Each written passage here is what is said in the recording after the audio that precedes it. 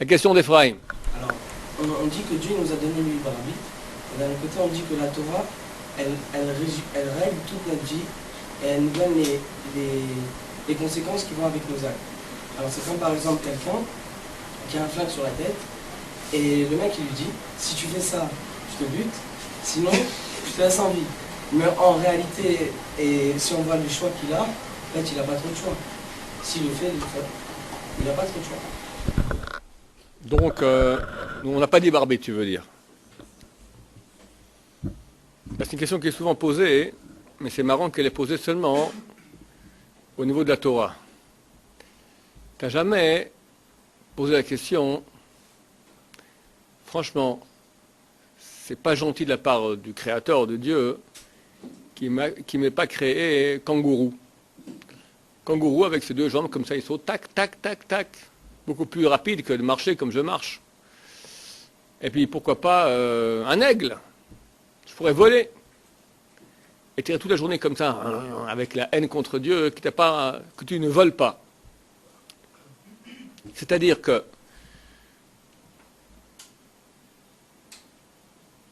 si on enlève le Yetzer Hara, nous, on ne voit aucun problème à ce qu'on a été créé comme on a été créé. Or, tu n'as aucun libre arbitre. Tu es créé avec deux yeux qui ne voient que devant. Le crocodile peut regarder derrière aussi. C'est injuste. Tu ne voles pas. Tu ne peux pas nager sous l'eau longtemps, sans oxygène, etc. Tu as une réalité qui est ce qu'elle est. Et on peut dire pour l'immense majorité des êtres humains depuis tous les temps, ça n'a jamais occuré aucun problème. Pourquoi là ça nous dérange? Parce que Dieu nous a mis dans notre nature aussi une nature qui est contraire à ce qu'il a ordonné. Il a donné en fait deux natures. Une nature spirituelle, nishmatique, de neshama, qui n'a que faire des plaisirs de ce monde, qui aime la vérité, qui est attirée par la vérité, par Dieu, par pouvoir s'adresser à Dieu, par faire le bien. Elle adore ça. Et un corps qui, en tout cas dans la jeunesse, parle beaucoup plus fort que la neshama, et qui dit kiff. Mais que kiff? Je veux dire, surtout pas d'effort, le matin, la grasse matinée. Qui n'aime pas la grasse matinée? Alors qu'entre nous, c'est un plaisir qui dure combien de temps, la grasse matinée? Ben non, il dure exactement 20 secondes, le temps que tu t'éteins le réveil matin, tu te retournes de l'autre côté avec un grand sourire sur les lèvres. J'appelle ça le sourire du Yetzer Hara.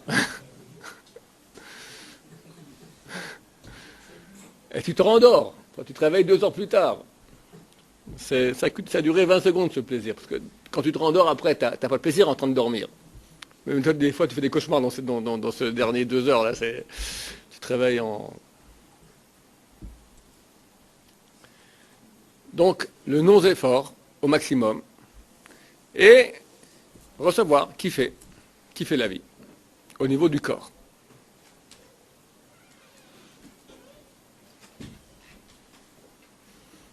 Mais il est absolument vrai que nous n'avons aucun libre arbitre de recevoir ces deux programmations.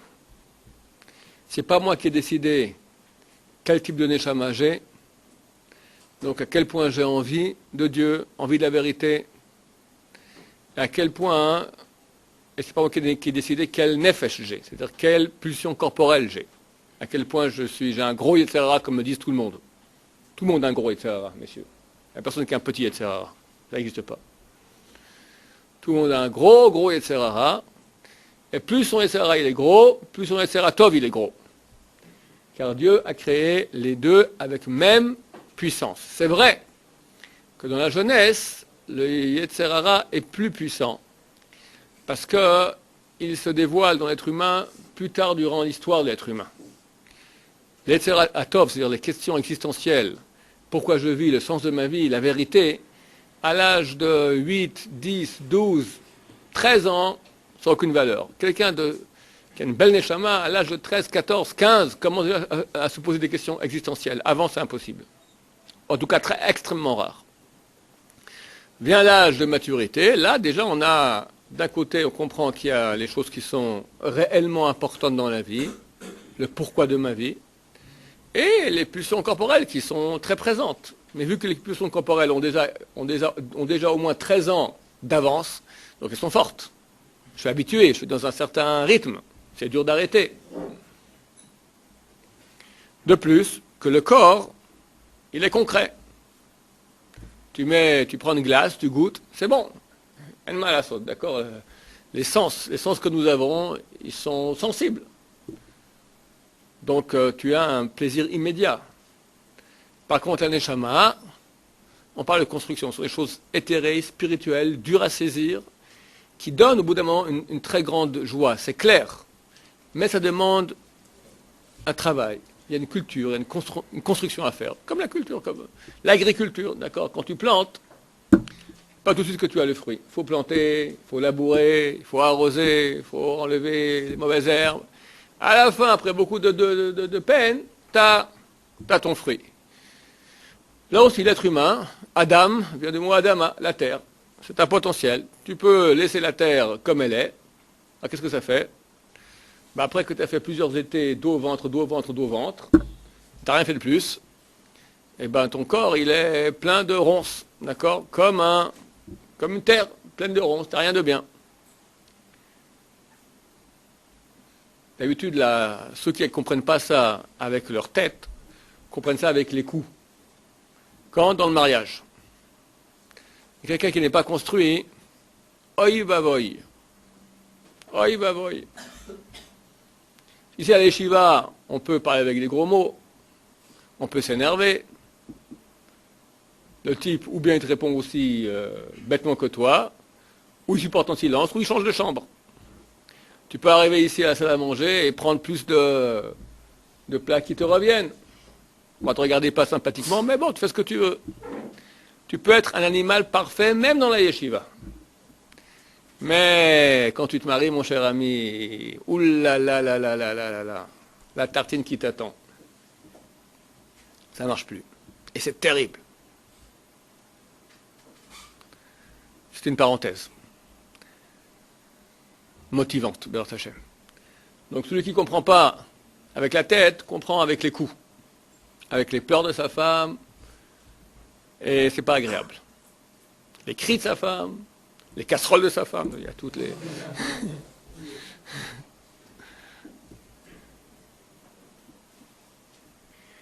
Mais tu as entièrement raison. Dieu nous donne un Yetzer Hara, un corps avec des pulsions qu'on n'a pas demandées. Dieu nous donne une Neshama avec des pulsions d'amour de Dieu, d'amour de la vérité, de recherche de sens qu'on n'a pas demandé, et nous dit, si tu suis le corps, tu vas arriver à rien. Si tu suis le neshama, tu vas arriver à tout.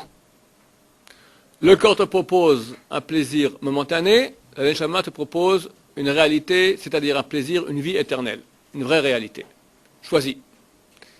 Mais je te dis, si tu choisis maintenant le corps, voici ce qui t'attend. Tu vas crever.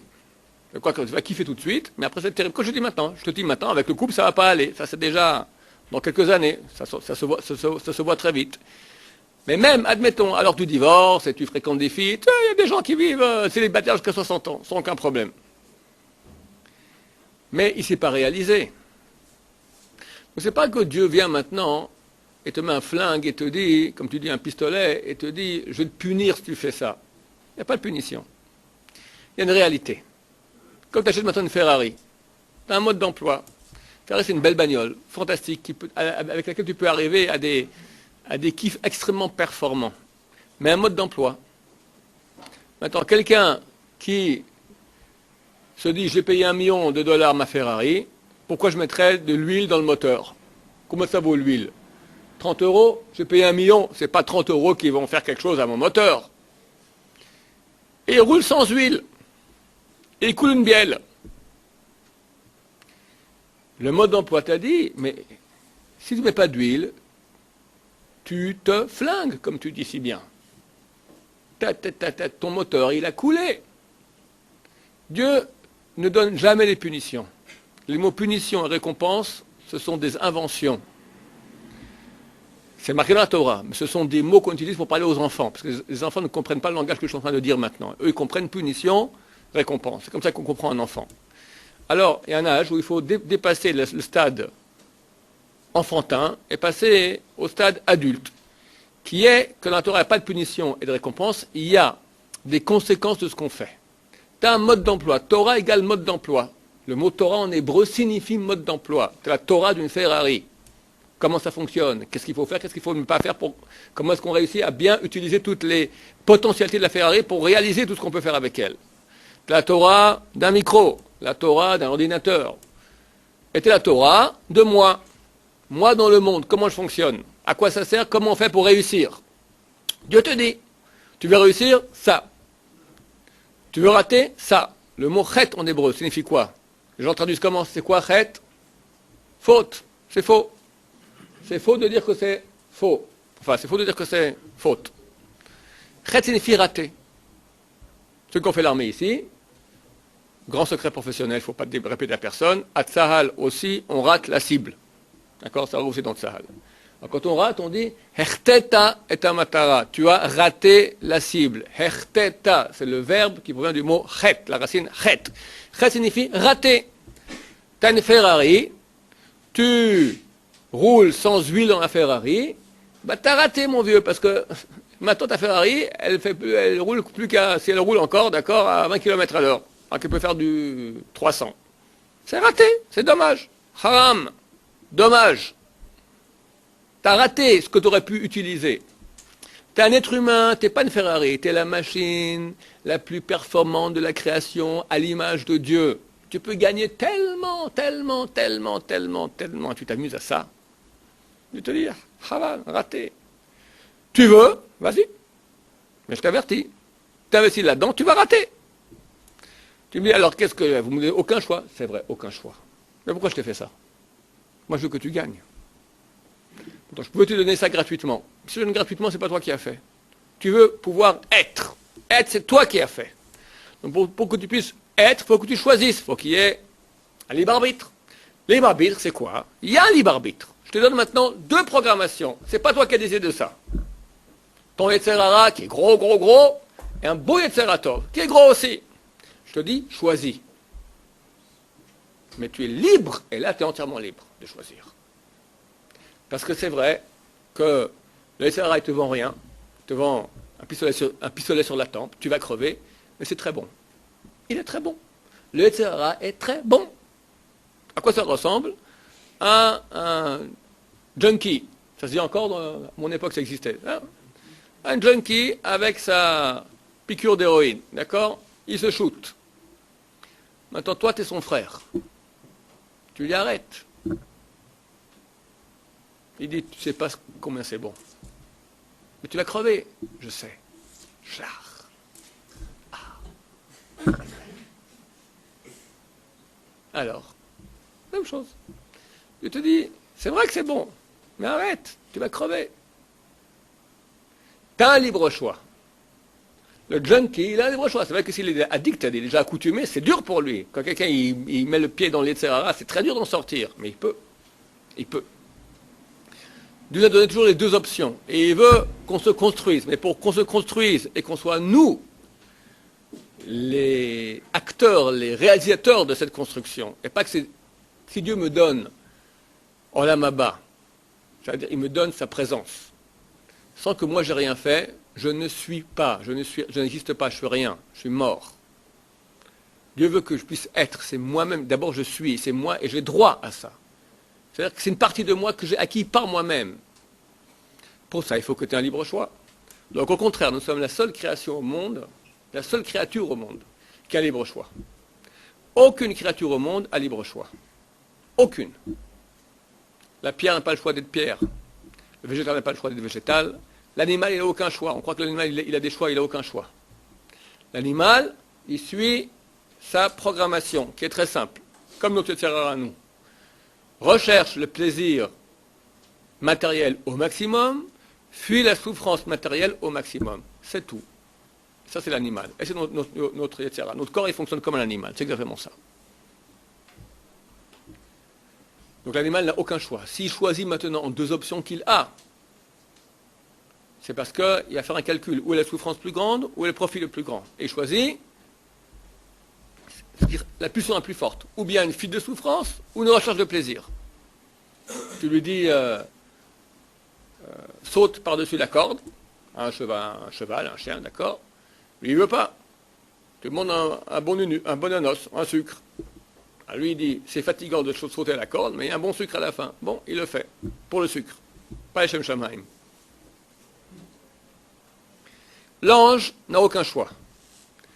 La seule créature au monde qui est libre, et regarde ce cadeau que Dieu nous donne. J'ai mis devant toi la vie et la mort, ça veut dire la neshama c'est la vie et la mort c'est le corps, pour le corps. La neshama m'ordonne de suivre le corps aussi, quand c'est nécessaire. Je dois manger de façon saine, je dois dormir de façon saine, je dois protéger mon corps. Il y a une mitzvah dans la Torah, vous devez garder votre corps en bonne santé, c'est une mitzvah de la Torah, obligatoire. Mais tout le but c'est pour que le corps soit le véhicule de ma neshama. Maintenant, quand je veux laisser profiter le corps pour le corps et c'est tout, contrairement aux ordres de la neshama, là je suis dans la faute, je suis dans l'erreur. Et là je perds, Le seul qui peut choisir, la seule créature au monde qui peut choisir, l'être humain. Et on est libre. Alors c'est vrai qu'on n'est pas libre. C'est pas nous qui avons fixé des critères. Qu'est-ce que c'est que la neshama? Qu'est-ce que c'est que le corps? C'est Dieu qui m'a mis à Yetzirah. Je suis attiré par les filles. Il y en a qui sont attirés par les hommes. Chamishwar, mais il y en a. Il y a beaucoup de gens qui sont attirés par les hommes. Ça existe. Alors, il a Yetzirah pareil. Alors quoi? Bah ok, lui, il n'a pas eu le choix. Il n'a pas eu le choix, c'est comme ça. Et dans un neshama, il y en a un qui adore le chesed. Faire du bien autour de soi. Il y en a un qui adore étudier la Torah. Un qui adore la vérité. Chacun, il a sa pulsion de neshama. On n'est pas libre d'avoir choisi cela. C'est Dieu qui nous a donné. De quoi je suis libre? De choisir entre les deux. Et là, je suis libre. Donc, je suis le seul vraiment libre. Sur quoi tu réponds? Que tu es convaincu? Alors, c'est vrai que pratiquement, on est très embêté. Parce que Dieu te dit, tu touches à cette fille, qu'arrête. Mais c'est comme tu me dis maintenant, c'est très ennuyeux quand je suis. C'est vraiment embêtant. Moi, je suis maintenant dans ma Ferrari à 200 km à l'heure, et il y a un tournant. Et le concessionnaire Ferrari, il a dit que quand tu prends un tournant à 200 km/h, il faut rétrograder. Sinon, tu pars. C'est ennuyeux. Il faut descendre 6e, parce que 6 vitesses, 6e, 5e, 4e. Alors, je prends le tournant que à 120 km/h. Dommage, j'aurais bien voulu le prendre à 220 km/h. Prends-le, tu es libre. Ben non, on ne peut pas. Il y a des choses qu'on ne peut pas toucher. Mais c'est grisant, c'est kiffant de prendre de doubler tout le monde pendant le tournant à 200 km/h. Oui, mon vieux, c'est grisant, mais c'est carrette. Schlick. Voilà. Ça ne dérange pas. Je crois qu'on ne peut pas faire autrement. Si on avait à comprendre vraiment que ces lois sont les lois de notre âme, qu'on ne peut pas faire autrement, on n'a aucun problème. Le problème, c'est qu'on dit peut-être que c'est pas comme ça et que Dieu, franchement, il aurait pu faire autrement. Non. Et c'est cette réalité d'Avka, c'est précisément cette réalité qui nous donne le Olam Haba, qui nous donne notre réalité. Quand tu te retiens maintenant à ce niveau-là, par exemple, tu crées une réalité de lumière extraordinaire. Oui. On dit que le cerveau humain et la Torah, ils ont une même source. Alors comment... Qui a dit ça? Attends, je te mets ici avec le micro. C'est vous qui avez dit ça. Pourquoi? Que le cerveau humain et la Torah a été créé avec une même source. Alors comment expliquer que c'est tellement difficile de faire la Torah s'il y a une même source pour les deux? Je sais pas ce que je veux dire par là. La source, c'est Dieu. Dieu a créé le monde entier, depuis le petit pou, d'accord, jusqu'aux dinosaures, en passant par l'être humain et les astres. Dieu a créé tout. Maintenant, notre cerveau, c'est rien. Notre cerveau, c'est un traducteur de notre envie. Mon envie, ma volonté, elle rentre dans mon cerveau, se traduit en... C'est un ordinateur. Je prends un exemple maintenant. Voilà. Il y a un ordinateur. Un ordinateur, il est relié à des grues, à un robot. Tu peux lui dire maintenant, lève la main. Tic, il lève la main. D'accord? Regarde une fille. Tac, l'ordinateur, il a une webcam, avec un zoom. D'accord? Il regarde une fille. D'accord? Maintenant, l'ordinateur, il fait rien. Lui, il traduit maintenant ce que l'opérateur, comme on l'appelle, le type qui va taper l'opérateur de l'ordinateur, c'est lui qui décide. Nous, c'est l'opérateur. Notre cerveau, c'est l'ordinateur. Il ne peut jamais rien choisir tout seul. Lui, il sait réaliser la volonté de l'opérateur. L'opérateur lui dit tac, tac, tac, tac, tac, lui, il traduit, top, il lève la main. Zoom, bzzz, d'accord? C'est lui qui va traduire la volonté en action. C'est la transition entre nos volontés et l'action, c'est de la pensée. La pensée, c'est les neurones, c'est tous les circuits de l'ordinateur qui font que. Maintenant, notre volonté, qu'est-ce qu'elle est? Eh bien, des fois, elle est faire le contraire de ce que la Torah nous propose, et des fois, notre volonté, c'est de faire oui ce que la Torah nous propose. Et c'est nous qu'on décide, on est libre de décider. La seule chose dont on est libre, c'est notre volonté. La seule chose dont on est libre, c'est notre volonté. Mais c'est très grand, parce qu'on est les seuls libres de cela au monde. Personne est libre, à part nous. Ken. Comment on peut expliquer le fait qu'on sait que Hachem, lui, pendant les 6000 ans qu'on vit, il a décidé tous les événements. Là, on le dit le matin à la prière, qu'il est maître des événements, tout ça. Qui Hachem. Il, quoi? Il est maître de tous les événements. Le maître. Comment est-ce qu'on peut comprendre qu'on a une liberté par rapport à Hachem? Une fois, vous avez donné l'exemple d'une voyante. Mais moi je dis la différence entre la voyante et Dieu, c'est que la voyante elle n'a pas décidé, elle a juste accès à ça. Mais Hachem, on ne peut pas dire qu'il a. Enfin, on peut pas dire qu'il n'est pas. On ne peut pas dire que c'est nous qui avons choisi, que lui il n'est pas au courant de ce. Il y a une erreur dans les données. C'est marqué dans Traité Shabbat, page 32. Akol bide shamaim, chutz mirat shamaim. Tout dépend du ciel, donc de Dieu, à part ta crainte du ciel. C'est-à-dire que Dieu a fait une révolution terrible, c'est le maître du monde. Le maître incontesté. Elohim, le nom de Dieu, c'est celui qui possède toutes les forces. Quel Aleph Lamed, c'est puissance. Elohim qui a toutes les forces en lui. Et il fait, mais les anges ont dit à Dieu, mais c'est de la folie. Il crée un être qui est hors jeu, il peut faire ce qu'il veut. Contraire à la volonté de Dieu. Dieu, c'est le maître de tout, et il crée maintenant un être qui peut se révolter contre lui. Et il le crée, sachant qu'il va se révolter. Qui peut se révolter, en tout cas.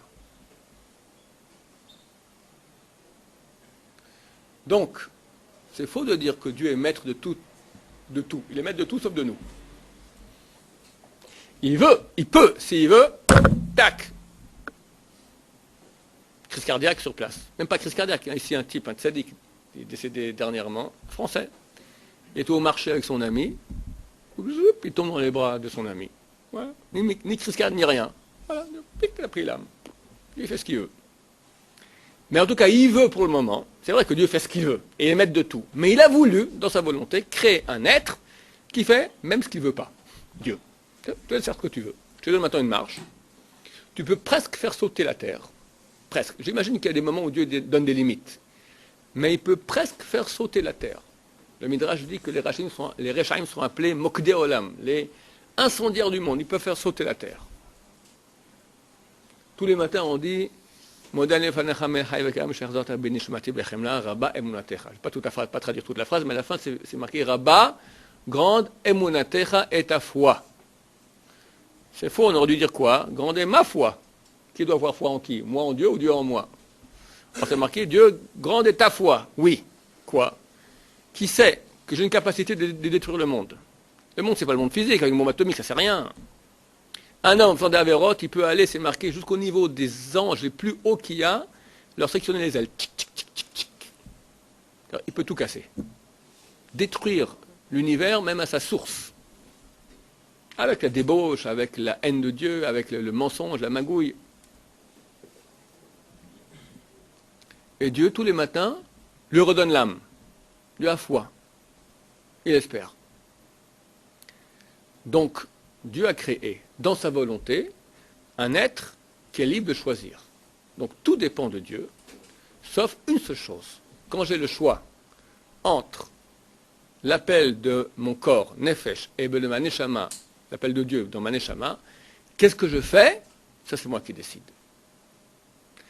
Quand je vais au restaurant, c'est l'exemple que j'ai cité très souvent ici, je vais au restaurant, et j'ai le choix maintenant.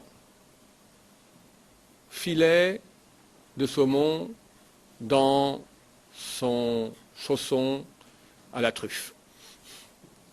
Ou entrecôte sur son lit de champignons, toi et moi, en sauce d'Aragon. D'accord? Bon, les deux ont l'air très appétissants. Elle choisit ça. Il y a aussi d'autres facteurs. Il y a le prix. Un coûte le double de l'autre. Ça joue aussi. Bon, pour finir, je choisis. J'ai rien choisi. J'ai rien choisi. Parce que c'était dans mon nefesh, comme l'animal. Il choisit maintenant la pulsion la plus forte. Qu'est-ce que j'ai envie? Moi, j'aimerais bien C'était quoi? Une entrecôte. Elle coûte le double que le saumon. Mais elle est bonne. Alors, qu'est-ce qui est plus grand? La faim, la salivation vers l'entrecôte, donc l'envie de l'entrecôte, ou le mal de débourser. Tu fais un calcul, et tu vois où ça fait plus mal. Renoncer à l'entrecôte, au contraire, renoncer, enfin, la payer. Mais ça se passe complètement au niveau du nefesh. C'est complètement corporel. La neshama n'a rien à voir là-dedans. Si par exemple maintenant, tu vas dans la rue, tu vois maintenant deux restaurants. McDo Kasher. Je sais pas moi, le hamburger de l'empereur. Je sais pas quel nom ils ont aujourd'hui. Le Empire. Je sais pas comment tu peux le mettre dans la bouche, d'accord. Kasher. Et à côté, tu as chez Tonton. Chez Tonton Moshe, d'accord. Bon, tu as un petit truc minable. Par contre, le Hercher, là, c'est Badass la Méadrine. Ça, c'est Kasher à Banout. Alors, le Yetzeratov, la Neshama te dit, tu as vu le Hercher, minable, c'est un mangeable, qu'est-ce qu'ils ont mis là-dedans? On prend que Badatz. Le Yetzerara, le Nefesh, non mais t'as vu la tête du McDo? Et t'as vu la tête de chez Tonton? Il n'y a pas photo. La Neshama lui répond, mais c'est pas cachère. Alors là, toujours Yetzerara, tu sais comment il fonctionne Yetzerara. Toujours il dit oui mais. Oui mais, d'abord c'est pas cachère, c'est marqué cachère. Non mais tu sais très bien que c'est de la blague, c'est pas sérieux. Non, mais c'est pas sur ma tête, c'est la tête du type qui a mis cachère. Moi, de toute façon, je fais confiance. Bon, t'as dit qu'il n'allait pas faire confiance. Ouais, non, mais j'ai faim. Et puis, puis ça va. Et puis, je ferai toujours. Et puis, il y a tous les oui mais possibles et imaginables. Là, c'est un choix entre Neshama et etc. C'est juste. Et lorsque maintenant, le choix que nous avons et la majorité de nos choix dans la vie ne sont pas au niveau Neshama, Nefesh, ils sont que dans le Nefesh. Même quelqu'un qui sait le matin, à la yeshiva. S'il a le choix entre le Yetzerara qui lui dit reste au lit, c'est bon, encore quelques minutes, et le Yetzerara qui lui dit viens servir Dieu, Hodou Lachem, louer le Seigneur, ah que c'est bon le matin, ah je me lève, louons le Seigneur, alléluia, je rends le Beth Midrash, alléluia, je mets mes tefs, d'accord? Bon, c'est rare, c'est rare. D'habitude c'est Rav Shaya va me faire la tête. Je dois aller sous la pluie au Shtiblach, je vais me ramasser un Gehenam, d'accord? C'est pas du tout Neshama, ça reste dans le Nefesh. C'est dans le Nefesh, où tu as plus de profit, rester au lit ou te lever. Donc quand on a des choix au niveau du Nefesh, ça rentre dans un Kol Bidei Shamaim. Tout est dans les mains de Dieu, parce que je n'ai pas décidé quel Nefesh j'aurai. Que j'ai plus envie maintenant de l'entrecôte ou du saumon, et que je suis plus ou moins avare, ça ne dépend pas de moi. Ça dépend de Dieu. C'est Dieu qui m'a donné maintenant dans mon nefesh cette cuisine. L'animal avec sa programmation. Quand j'ai un choix entre Neshama, parce que ce n'est pas un bon Hercher, et Nefesh, parce que le McDo il a l'air très très bon, là, c'est déjà moi qui décide avec mon rouach entre les deux. Et ça, c'est pas Dieu. En aucun cas Dieu. Maintenant, c'est vrai que Dieu sait ce que j'ai décidé. S'il sait, alors où est mon libre arbitre? Réponse. Réponse assez incompréhensible. C'est que Dieu est au-dessus du temps. Et que pour lui, tout est simultané. La création de moi, mon choix, les conséquences de mon choix, le paradis et l'enfer, Olam Haba, tout ça est sur la même ligne. Donc il n'y a pas que Dieu sait à l'avance que, donc dans ce cas, je n'ai pas le choix. Tout est simultané, donc j'ai le choix. Quand je choisis, je suis moi, avant, après, dans tous les sens à la fois. On ne peut pas comprendre ça parce que nous, on n'est pas hors du temps, on est dans le temps. Donc on ne peut pas saisir une chose qui est hors du temps. Mais on peut comprendre qu'on ne comprend pas. C'est ma réponse. Il y a des choses qui sont ni Nefesh, ni Neshama. Par exemple, le crâne, la beauté d'une chose, par exemple. Ça, c'est pas dans l'ordre du Nefesh. Les animaux, ils vont pas regarder la... Si. Quand on dit Nefesh, on a 5 degrés. Hein. On a Nefesh, Ruach, Neshama, Chaya, Yechida. Dans le Nefesh, tu as aussi 5 niveaux. Nefesh, Ruach, Neshama, Chaya, Yechida. Alors, le Nefesh du Nefesh, c'est le plaisir le plus animal qu'il puisse y avoir. Ruach, c'est déjà par exemple, tout ce qui a à voir avec la parole, on dit le Ruach. Ruach, c'est un beau poème, un concert. Neshama, c'est déjà au niveau de la pensée, l'art, tu vois une chose qui est belle, conceptuelle, d'accord. Donc on a aussi au niveau du Nefesh, on a aussi des plaisirs qui sont plus ou moins hauts. La musique, elle réveille des choses dans le Nefesh. La musique, c'est une source qui est très haute, mais elle réveille le Nefesh. Un sentiment, je suis touché par une mélodie, je trouve beau une chose, d'accord. Ça touche un beau paysage, ça touche le Nefesh aussi, mais ça touche la Neshama du Nefesh. C'est un niveau plus haut. Une belle fille, c'est tout d'habitude le Nefesh du Nefesh, d'accord. Une fille qui est pleine de Kedusha, tu vois une femme qui est hyper pudique, et tu sens sur elle la présence, tu sens la Kedusha. Ça touche, c'est pas le Nefesh du Nefesh que ça touche autre chose. Même peut-être déjà la Neshama, ça touche, la vraie Neshama. Tout dépend, on a plusieurs parties, donc c'est extrêmement diversifié et nuancé. Ken? Si la Neshama est divine, pourquoi automatiquement quand je nais, je ne crois pas directement à la planète Baruch? Pourquoi je dois faire un travail? Quand tu es né, tu n'as pas de Neshama. Quand tu es né, tu as Neshama du Nefesh. La Neshama là, elle vient qu'à l'âge de 20 ans, mon cher ami. Tu as quel âge? Voilà, le jour de tes 20 ans, tu reçois la Neshama. Le jour de tes 13 ans, tu reçois le Ruach. Alors avant, tu as des choix, mais ils sont dans le choix de Nefesh, Neshama du Nefesh. C'est très petit comme choix. C'est pour ça que jamais tu verras quelqu'un qui pose des questions existentielles avant l'âge de 13 ans. C'est impossible. Parce que pour ça, il faut déjà les degrés qui sont au-dessus. La Neshama, elle fait son apparition avec les questions existentielles. Ça veut dire, pourquoi tu vis? Quel est le sens de ma vie? Et ça, normalement, chaque être humain, jusqu'à l'âge de 20 ans, il a eu au moins une fois dans sa vie.